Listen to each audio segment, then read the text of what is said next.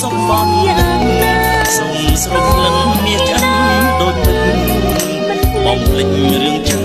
អាស្នេ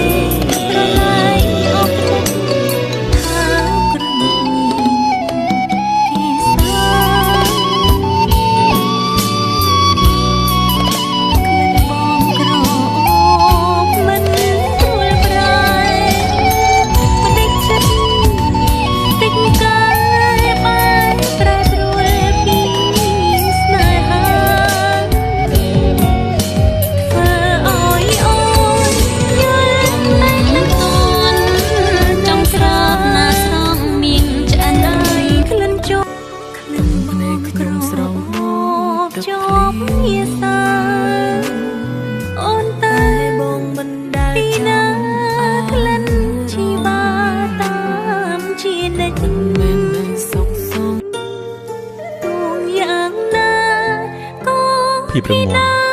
ការយល់ដឹងនិងភាពចាស់ទុំខ្លះបានមកពីធ្លាប់ដួលច្រើនលើកច្រើនសាធ្លាប់ខកចិត្តរាប់មិនអស់ធ្លាប់ធ្លាក់ដល់ចំណុចសូន្យធ្លាប់របួសផ្លូវចិត្តយ៉ាងកប់ជ្រៅធ្លាប់คล้ายជាប្រធានបទកិលេសសាធ្លាប់គ្មានកម្លាំងចិត្តសុំបែកធ្លាប់អស់សង្ឃឹមលើអ្វីអ្វីគ្រប់យ៉ាងធ្លាប់បាត់បង់ប្រែប្រួលពីស្នេហា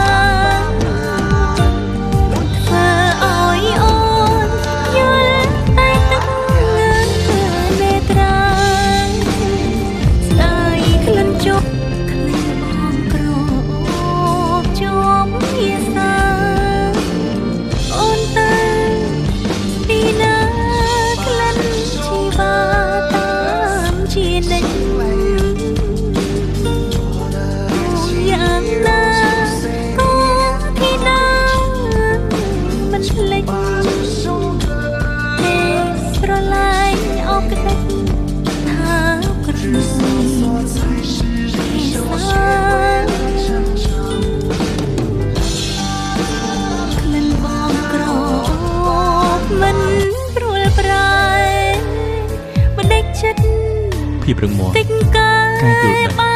និងភាពចាស់ទុំខ្លះបានមកពីធ្លាប់ដួលច្រើនលើកច្រើនសាធ្លាប់ខកចិត្តរាប់មិនធ្លាប់ធ្លាក់ដល់ចំណុចសូន្យធ្លាប់របួសផ្លូវចិត្តយ៉ាងកប់ជ្រៅ